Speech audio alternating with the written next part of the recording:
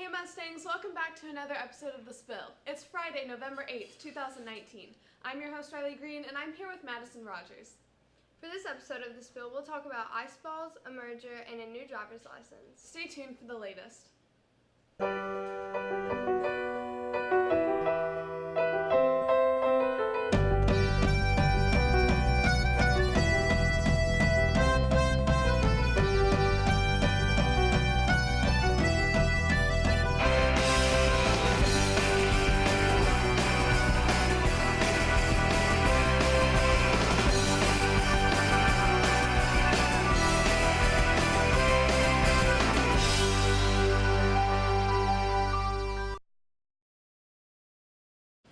In world news, egg-like balls of ice are piled up on a beach in Finland, delighting the people who braved the harsh cold to visit the beach. One person told reporters that this was an amazing phenomenon that she's never seen before. Haliudo is a beach on the Gulf shore of Bothnia, which separates Finland and Sweden in the northernmost arm of the Baltic Sea. The ice covered miles on the beach. Ice balls such as these form when turbulent waters near the shore breaks up a layer of slushy ice. However formed, people traveled from all around Finland to see the beach in the morning. So this is an actual... In national news, the Federal Communications Commission formally approved T-Mobile's acquisition of Sprint on Tuesday. This is a major victory for the two companies as they work to complete a $26 million merger and face opposition from over a dozen state attorneys and consumer advocacy groups. The merger could prove transformative for the U.S. wireless industry, as it has faced aggressive competition in recent years from every aspect of phone service. As the United States' third and fourth largest wireless companies, T-Mobile and Sprint have been leading the charge in ending the use of early termination fees and reintroducing unlimited plans to its users. Now, as the two companies combine, the future of the marketplace is uncertain. In local news, according to the Department of Homeland Security, the Real ID driver's license is mandatory by October of 2020. For anyone looking to board a flight, enter a military base, or step inside a nuclear plant, this is of course a big deal, says Regina Dean with the DMV on Bonnie Oaks. She says that the new law is making wait times longer because everyone has to apply for the Real ID in person instead of online. The Tennessee Department of Homeland Security is hiring more people, so waiting rooms aren't so hectic. Dean says the location will get 3 workers soon and continue to grow until the October deadline. Either way, nothing will fix the insanely long wait times. Now, after the break, Riley brings us a look at a testimony.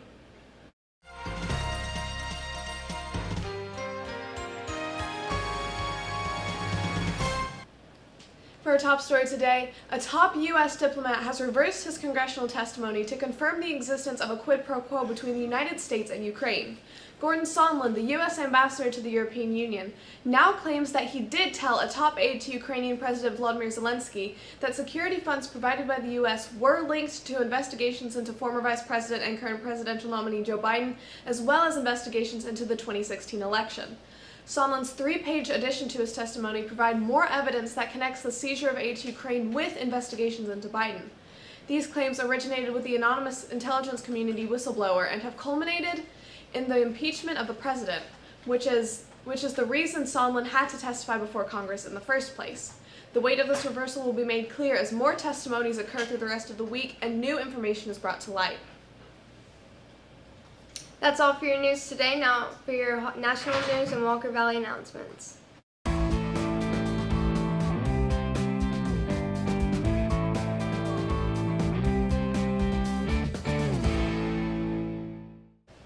Today is National Time Traveler Day. Time travel has captured our imaginations for generations. Science and authors keep coming back to the topic again and again, so it should be no surprise that there would be a day to pretend to be a time traveler. Let's see just how many people you can fool. The Walker Valley Drama Club's production of Just Another High School Play is showing next week on the 14th, 15th, and 16th, which is next Thursday, Friday, and Saturday. This play is a hilarious comedy that you should come out and see in the Walker Valley Auditorium at 7:30 p.m. for $5. That's all for your Walker Valley announcements, and now for your weather.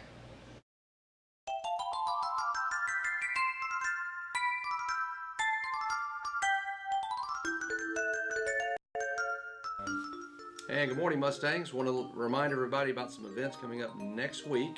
That is November the 11th through the 14th. We've got an exciting week of events planned to begin with on Monday. Monday is actually going to be Veterans Day. That's a national observance.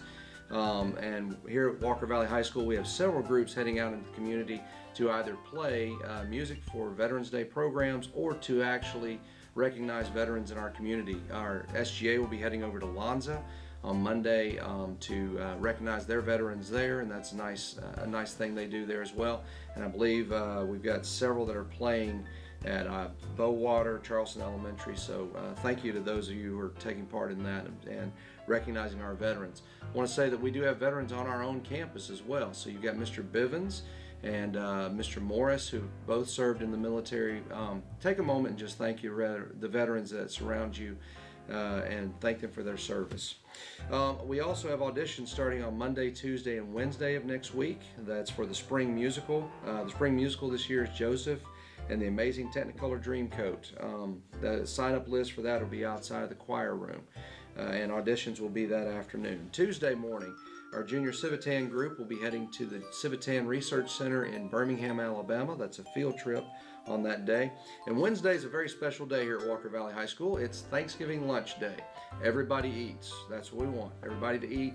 We're going to extend lunch by a couple of minutes for each lunch block. Because we want everyone to have an opportunity to enjoy Thanksgiving lunch. I want to say thank you in advance to the cafeteria workers for all their hard work. Ms. Paris and her crew always put together a really nice opportunity for our students to enjoy lunch.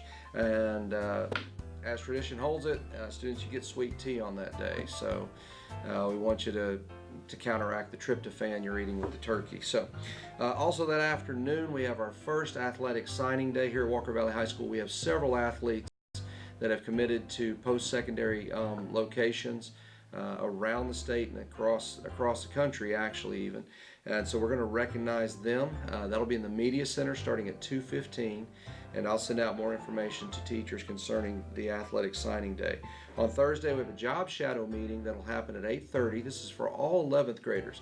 11th graders, if there's a location that you would like to know more about that has a profession that you're interested in, this is an opportunity for you to go and spend the day there at that location and learn more about what is required to actually do that profession. So we'll have individuals here doing sign-ups with 11th graders for Job Shadow Day on Thursday morning. Also, our North Lee alumni, that's students who attended North Lee Elementary School.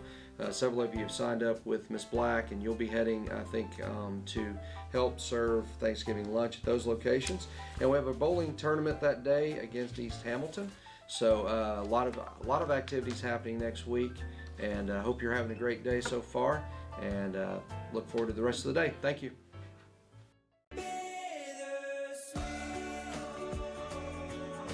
Who's your favorite teacher and why? Mr. Ferguson, because he's hot. Who's your favorite teacher? Miss Wright, for sure. Miss Wright, I don't know, she's lit. Who's your favorite teacher and why? Mr. Bivens, because he's just really chill and is like good conversationist. Mr. Paris, because he listens to all my boy problems. Who's your favorite teacher and why? Miss Wilford, because she is the biggest sweetheart in the world. Who's your favorite teacher and why? Miss Saka, because she's really nice. Who's your favorite teacher and why? Mr. Salso, because he's a quirky dad. Probably all the band directors, because there's 271 of us, and the band directors aren't insane yet. So that's a lot to put up with. Miss Brown. Because she be giving me food, and, you know, she's sweet and she kind. So it's just like, okay, I love you, Miss Brown. Are you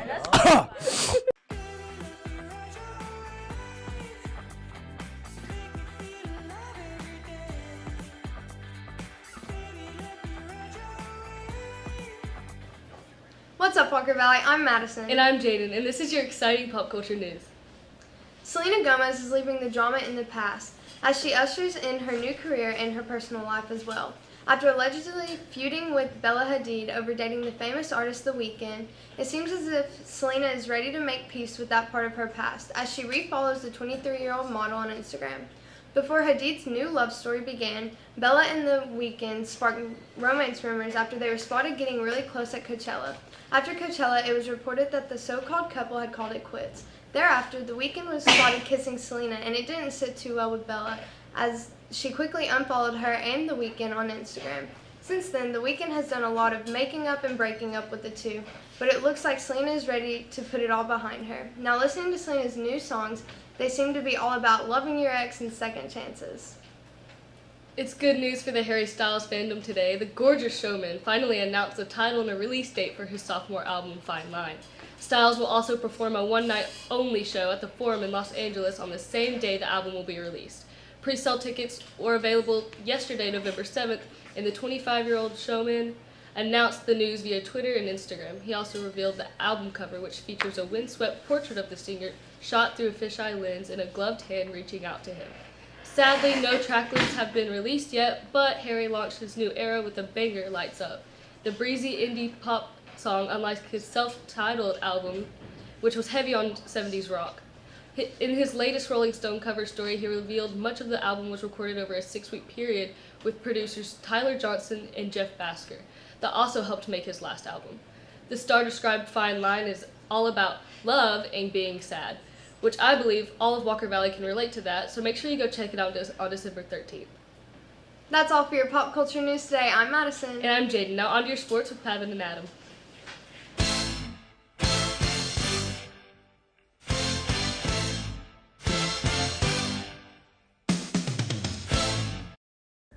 Have you ever owned a Kids Bop album? Turkey sandwich. From a Dairy Queen's fun thingy, yes. No. Why haven't you ever owned a Kids Bop album? I don't know. I never really thought about it. No, I haven't. Well, you're not needed in this episode, so you can just go on and get. Okay. What does this world come to when nobody owns a Kids Bop album anymore? For shame, people. For shame. Have you ever owned a Kids Bop album? I own several of them. There was like 6 or 7 in my drawers at home. I listen to them almost every day with my wife and her children. They're kind of masterpieces that God's blessed the earth with, I think. Have you ever owned a Kids Bop album? By golly, I own every single one of them. They're all masterpieces. How many Kids Bop albums do you own? Sir, were you listening to me? I said all of them. All. One. What is your favorite Kids Bop album? I like the newest one. It's got today's top hits on it, like Old Town Road and all the other songs that come out recently. There's just lots of masterpieces on that record. I do like Ram Ranch on there. That was a good highlight of the record. But it's very consistent all around. What is your favorite song that got Kids Bopified for a Kids Bop album? Bologna sandwich. Uptown Funk. I'd have to say my personal favorite is Livin' La Vida Loca. When they took the She'll Make You Take Your Clothes Off and Go Dance in the Rain, when they replaced that with She'll Make You Take Your Orange Juice and Throw It in the Drain, that just really hit different, man. I mean, personally, I really like Ram Ranch. I think the Kids Bop version of Ram Ranch it's good. It's fun for the whole family. Grant McDonald, the original artist of Ram Ranch, he would be very happy with what it became. I just feel like Ram Ranch just works really well as a Kids Bop song, and it's just fun for the whole family. I love it. My kids love it. My grandkids love it. I'm actually 78 years old. I'd have to say that one's a close second, in my opinion. I listen to it with my wife and her boyfriend every single night whenever I get home from baseball practice. I like Old Town Road because I myself do live on an old town road. It's really secluded and there's lots of meth dealers and homeless people and corpses along that road. But I've lived there all my life and I do relate to the lyrics of Old Town Road in that way. Well, I'm in a pretty similar situation, except like always, people are alive and my neighborhood's kind of normal. Well, I don't exactly live in a neighborhood. Everyone just kind of digs holes and just tries to survive where they can in this little area that I call home.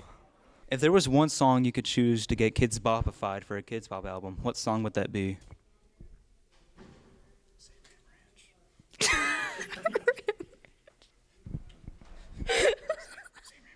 Ram Ranch. Why Ram Ranch? Is it because Ram Ranch really rocks?